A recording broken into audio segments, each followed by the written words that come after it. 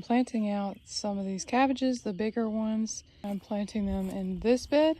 So I first need to go in and clear out all of the weeds from the planting holes, and I'm going to get some compost and mix it in each hole before I put the cabbage in.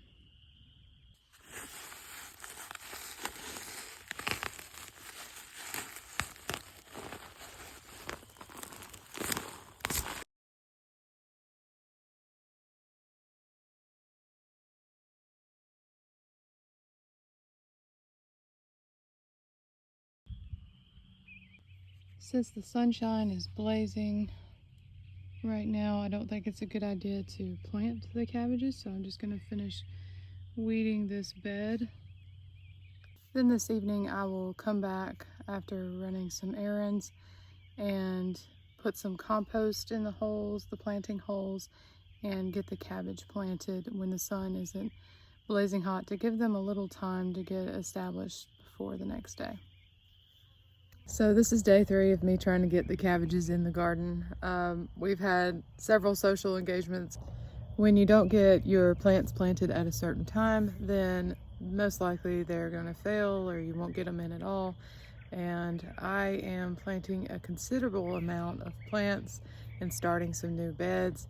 So my focus for spring is always heavily on planting and prepping, and so if you don't see me a lot, I'll be in the garden. So I just want you guys to know I'm not saying no to you, I'm saying yes to getting things done on the farm.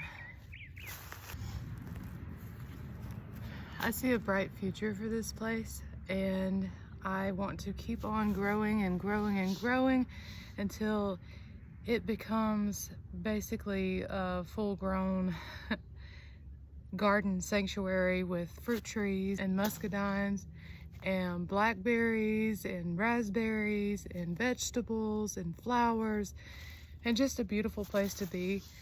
And I want to do more than just sell produce and salves and stuff, and the Lord is leading me somewhere with this. I'm not exactly 100% sure where. I'm just going to keep on working on it and keep on building it up, and we'll see where it leads.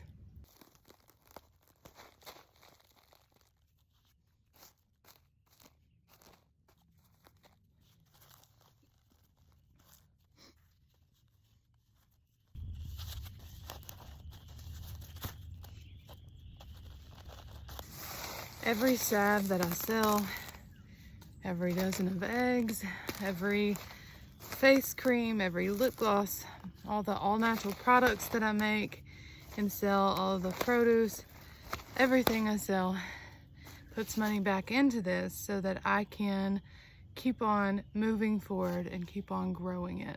Without you guys helping me out by buying our products, I would be just probably bound to a very small garden, and I wouldn't be able to move forward. And I really think that this is going to turn into something special. I think somehow beneficial to others. And I have ideas, but I'm going to trust the Lord on this as I just keep on building it up while we're renovating our old 1893 farmhouse as well. We still have some foundation issues, and we fixed some of the foundation, but half the house still needs to be fixed. So basically, as we're working on the foundation and waiting on our fruit trees to bear fruit, and just putting in more gardens and maintaining it, I'm growing closer to the Lord, and my spiritual maturity is growing, as well as my mental clarity and focus. And I'm just going to trust the Lord on this and just keep on doing what I'm doing. And hopefully in 3 to 5 years, we'll know exactly what this thing is. I do want to thank each and every one of you that has supported us by buying either Samara's crochet crafts. That means so much to her. She loves making her crochet crafts, and without you guys supporting by buying her crafts, she wouldn't be able to continue, because everything she makes she puts back into buying yarn and taking the time to do that and hone her skills, her business skills and her crochet skills. My big project this year is to finish the south wall on the green room, and this would allow me to control the temperature in there better, and I would be able to start more seeds that way, more seedlings to get them out sooner, to get produce sooner, and don't have to wait till summer until everything is bearing fruit pretty much. And then in the future, we want to build a lean-to greenhouse on the green room, because that way we would get an expanded section with even more sunshine and be able to start a lot more seedlings that way. So this year we're finishing the green room. That's the plan anyway. We need at least $1,500 for that. And then we also would like to get our deep freeze out of the shop and into the green room, and also the refrigerator where we put some of our harvest, because there's not enough room in our personal fridge for that. And it just keeps it longer, so you just take it straight from, you know, field to fridge. And by putting it in the green room, it puts it closer to me, so it makes my job faster and more seamless pretty much, instead of going here, there. And when you're trying to run an operation, you don't want here, all these steps that don't make any sense. You want a system that makes sense. So, you know, even reducing a small amount of steps when you have to take them every day, it helps you focus more on what's more important and putting more energy into the actual productivity of your business. So that being said, we want to finish the south wall of the green room, and then we want to so my husband helps me build all of this stuff. Thank God, because I wouldn't know how to design it. I just have an idea of what I want and need, and he helps me to figure out how to design it and plans, you know, what materials we need and all of that. And I just, you know, follow along to help cut things. So yeah, I can use a drill and a saw, and I can hold things, but as far as the brains behind the builds, that is totally my husband. And so that would allow me to, of course, start more seeds, get things growing sooner, save money so I don't have to buy as much seeds and seedlings every year, or I don't have to buy as many seedlings, which I hardly ever buy seedlings.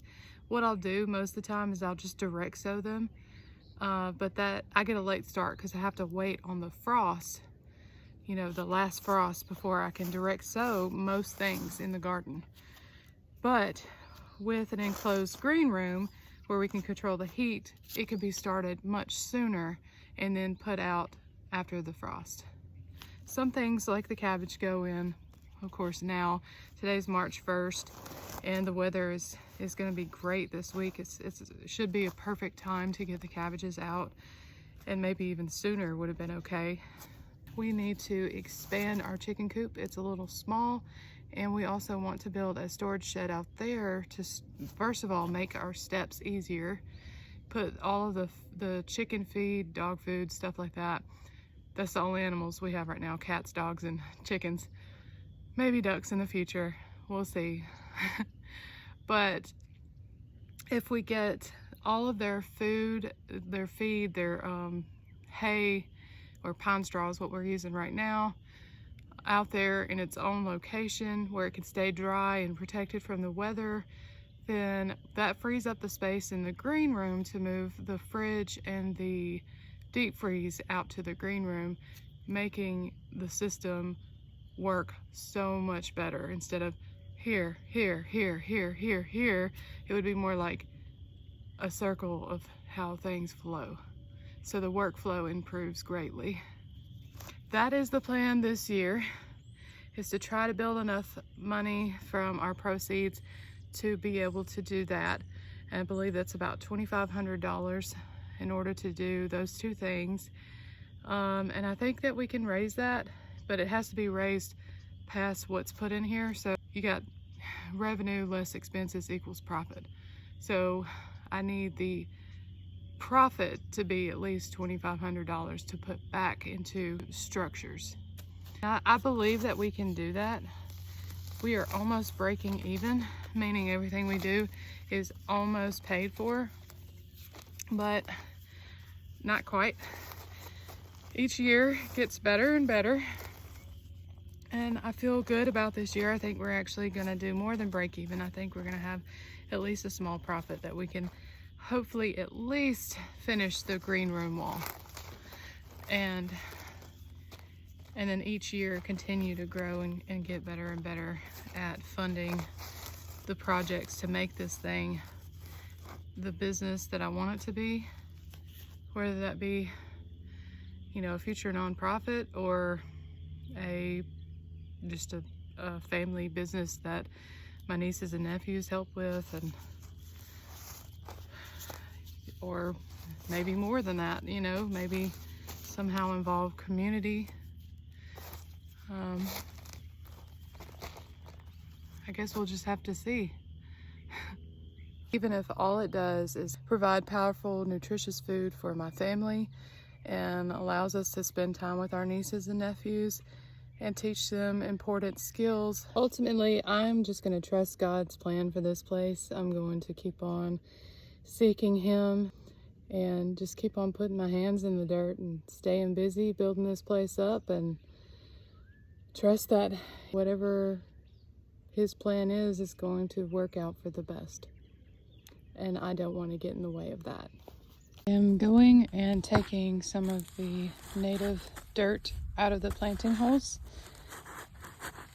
that I've already pulled the weeds from.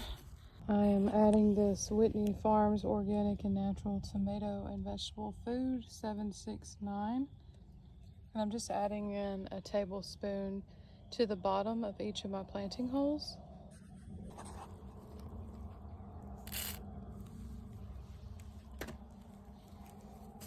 Just kind of mixing that in a little bit. And I'm coming over here and getting about a cup of my compost. And I'm putting the cup of compost on top of the organic Whitney Farm fertilizer. And so that's at the bottom of the planting hole. And the roots will be exposed to the compost. And then as it grows, we'll dig down deeper towards the organic fertilizer. That takes longer to break down, and it's not as, it's a lot more gentle, so it won't burn the plant. Oh yeah, I should mention that make sure that your compost is good and aged and it's not gonna burn your plants. And I've been growing these cabbage seedlings since January, so I definitely don't want to do that. But I've checked it with the soil thermometer and it is good to go. Exhibit A. Here's the thermometer, and it's actually cooler in the compost than it is outside. This compost is ready to use. Now we can start putting some cabbages in there. Here's some of the cabbages I've been growing since January. So I want to be very gentle with them. This is just a old fabric staple. I'm just kind of putting it down the side and prying it up to try to keep the roots intact as best I can. And then go ahead and put it in the planting hole. I'm going to add back the native soil on top that I took away. And once I finish planting them all out, I will water them in and they will be in their new home. Daffodils are gorgeous.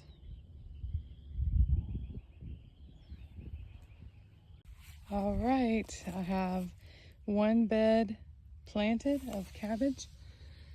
And yes, not very pretty. I'm a messy gardener, but it will do the job and hopefully we'll have delicious cabbages.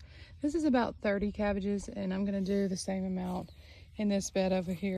And that is it for planting cabbages. I got about 30 yeah, I've got 30 cabbages in the ground. In 2 weeks, I'm planning to do the same thing in the next bed and plant 30 more. I decided to stagger them this time so that they're not all harvested at the same time. And so hopefully we'll get around 60 cabbages this year. I don't think that we're going to eat 60, so we'll have some to sell. I believe this method of layering the organic Whitney Farms fertilizer on the bottom so that the roots will reach down and cause it to grow further down, and then have the compost on top of the fertilizer. Make sure that is aged compost and it's not going to burn your roots, and also the native soil on the top. And because we have really good soil, I like to use it as much as I can, but the compost I've noticed really does help, especially with your leafy greens like cabbage and kale and Swiss chard and stuff like that. I appreciate you guys watching, and I hope that you learned something from this video. God bless.